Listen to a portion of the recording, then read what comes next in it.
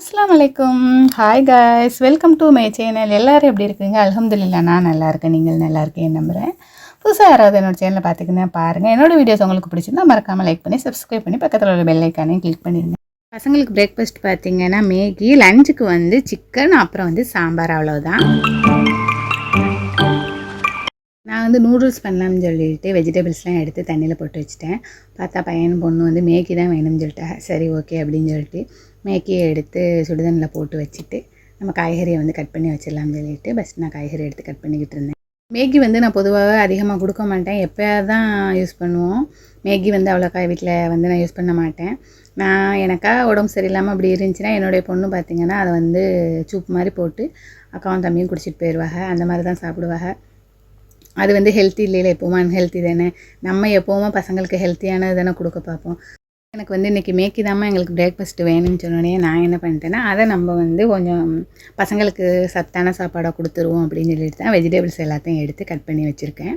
நான் இதில் என்னென்ன சேர்த்துருக்கேன்னு பார்த்தீங்கன்னா, எப்போவும் வந்து பீன்ஸு, பச்சை பட்டாணின்னு சொல்லுவோம்ல, அது சேர்த்துக்கிருவேன். இன்றைக்கி வந்து அது இல்லை.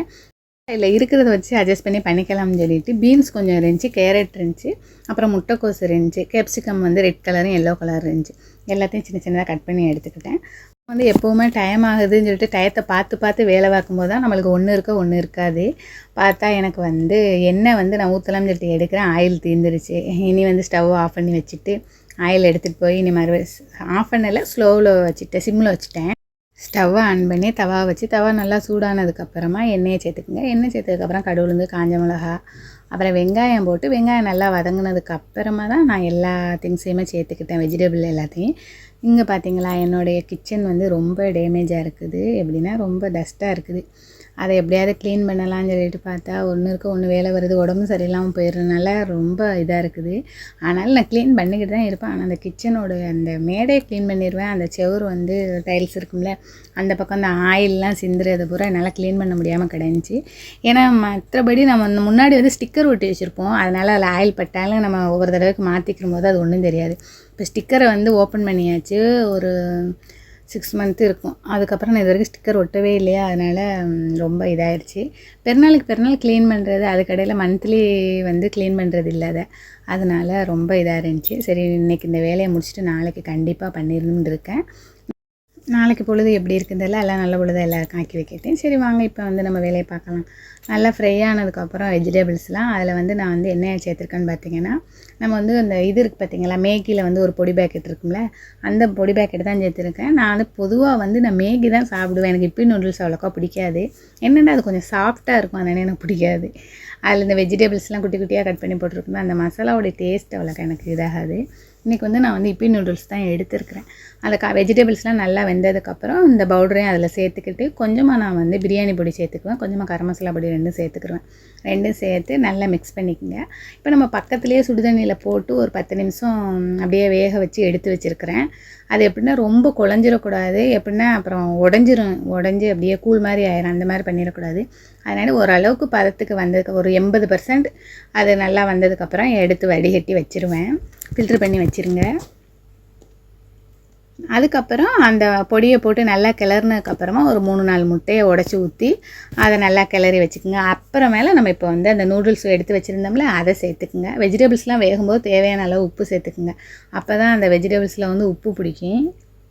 மேகியை வந்து நான் சுடுதண்ணியில் போடும்போது அதில் கொஞ்சமாக வந்து நான் உப்புத்தூள் ஆட் பண்ணிடுவேன். அப்போ தான் அந்த மேகிலேயே அந்த உப்பு சேர்ந்துருக்கும். மேகி பண்ணுறது 2 மினிட்ஸ் தானே, அதுக்கு என்ன இவ்வளோ சொல்கிறாங்கன்னு நினைக்காதே. அதை பண்ணி பார்க்கும்போது தான் தெரியும், 2 மினிட்ஸ் இல்லை 30 மினிட்ஸ் ஆயிரும். பிரேக்ஃபாஸ்ட்லாம் முடிச்சாச்சு. இப்போ லஞ்ச் பண்ணிடலாம்னு சொல்லிட்டு லஞ்சுக்கு தேவையான திங்ஸ்லாம் எடுத்து வச்சுக்கிட்டு இருக்கேன். இன்றைக்கி பார்த்திங்கன்னா ஃப்ரைடேனாலே நம்ம ஊரில் எப்போவுமே ஸ்பெஷலாக தான் இருக்கும். எல்லார் வீட்லேயுமே ஸ்பெஷல் சாப்பாடு தான். பார்த்திங்கன்னா நெய்ச்சோறு, குருமா, பிரியாணி, இப்படி ஒவ்வொரு வீட்லேயும் ஒவ்வொரு வெரைட்டியாக இருக்கும். நம்ம வீட்டில் இன்றைக்கி என்னென்னு பார்த்திங்கன்னா ஹஸ்பண்ட் வந்து பார்த்திங்கன்னா காலையிலேயே மட்டன் வாங்கிட்டு வந்து தந்துட்டாங்க. அப்புறம் பொண்ணுக்கு வந்து சிக்கன் வாங்கிட்டு வந்திருந்தாங்க. ஏன்னா அவள் மட்டன் சாப்பிட மாட்டா. சரி அவளுக்கு வந்து மட்டனை வந்து குருமா வச்சு சிக்கனை வந்து ஃப்ரை பண்ணி கொடுத்துடலாம்னு சொல்லிட்டு தான் வாங்கிட்டு வந்தது. கடைசியில் ஹஸ்பண்டு அப்புறம் அம்மா எல்லோரும் வெளியில் போயிட்டனால நம்ம மட்டும் ஏன் அதை போட்டு சமைக்கன்னு சொல்லிட்டு சாம்பாரை நான் வச்சுட்டு பக்கத்துலேயே பொண்ணுக்கு சிக்கனை வந்து ஃப்ரை பண்ணி கொடுத்துட்டேன். பொண்ணும் பையனும் சிக்கனை விரும்பி சாப்பிடுவாங்க. அதனால பாசிப்பருப்பு துவரம் பருப்பு ரெண்டும் எடுத்துக்கிட்டேன். இப்போலாம் பருப்பை வந்து நல்லா வாஷ் பண்ணி எடுத்துருங்க. ரொம்ப தூசியாக இருக்குது, அதனால நல்லா வாஷ் பண்ணிங்க. பருப்பை வாஷ் பண்ணிக்கிட்டு நான் அதில் முள்ளங்கி, கேரட்டு, பச்சை மிளகா, வெங்காயம், பூண்டு, மஞ்சத்தூள் எல்லாமே போட்டு பக்கத்துலேயே ஒரு 4-5 விசில் அடித்து வச்சுக்கிட்டேன். இந்த பக்கம் பார்த்திங்கன்னா கொஞ்சமாக புளியை கரைச்சி அதில் வந்து முருங்கைக்காய், தக்காளி, வெங்காயம், கத்திரிக்காய், உருளைக்கிழங்கு, சின்ன வெங்காயம் எல்லாம் போட்டு பக்கத்தில் வந்து வேக வச்சுட்டேன். சாம்பார் பொடி எல்லாம் சேர்த்து வேக வச்சுருக்கேன். இது நல்லா கொதித்து நல்லா காய்கறிலாம் வெந்ததுக்கப்புறம் தாளித்து கொட்டிடலாம். இதில் சாம்பாரில் வந்து காய்கறிலாம் நல்லா வெந்துருச்சு. இப்போ குழுன்னு தேங்காய் பால் எடுத்து ஒரு 1/2 டம்ளர் போல் இதில் நான் சேர்த்துருக்குறேன். நல்லா வேகட்டு. நல்லா கொதித்து வந்ததுக்கப்புறமா இதில் பெருங்காயத்தூள் தேவையான அளவு சேர்த்துக்குங்க. நம்ம பால் ஊற்றுனதுக்கப்புறமா உப்பு குடிச்சு பார்த்துக்கலாம். ஏன்னா வந்து ஏற்கனவே உப்பு போட்டிருப்போம். ஆனால் பால் ஊற்றுனதுக்கப்புறம் கொஞ்சம் உப்பு முன்ன பின்னே இருக்கும். இன்னும் நம்ம புளி வேறு இதில் லாஸ்ட்டாக கரைச்சி ஊற்றணும். இப்போ பார்த்துட்டு தேவையான அளவு உப்பை கரைச்சி ஊற்றிக்குங்க. இது பார்த்திங்கன்னா கருவாடு வந்து நான் பொரிக்கலாம்னு சொல்லிட்டு எடுத்து வச்சுருக்கேன். சின்ன சின்ன நகர கருவாடு. சாம்பார் இருக்குது. சாம்பாருக்கு வந்து தொட்டுக்கரைக்கு கொஞ்சம் இதாக இருந்தால் தானே நல்லாயிருக்கும். அதனால நான் கருவாடு எடுத்து வச்சுருக்கிறேன். பக்கத்துலேயே பார்த்திங்கன்னா சிக்கன். அது வந்து பொண்ணுக்கு சிக்கன் பொரிச்சு வச்சுருவோம்னு சொல்லிட்டு சிக்கன் எடுத்துருக்கேன். ஏன்னா அவள் வந்து கருவாடெலாம் சாப்பிட மாட்டாள். சாம்பார் ஊற்றிக்கிடுவா. அதில் உள்ள காய்கறியும் சாப்பிட மாட்டாளா. சரி ஓகே சிக்கனை பொரிச்சு கொடுத்துட்டு சத்தம் இல்லாமல் சாப்பிட்டு எழுந்திரிச்சிருவாங்கன்னு சொல்லிட்டு சிக்கனையும் வந்து நல்லா குட்டி குட்டியாக கட் பண்ணி க்ளீன் பண்ணி எடுத்துக்கிட்டேன்.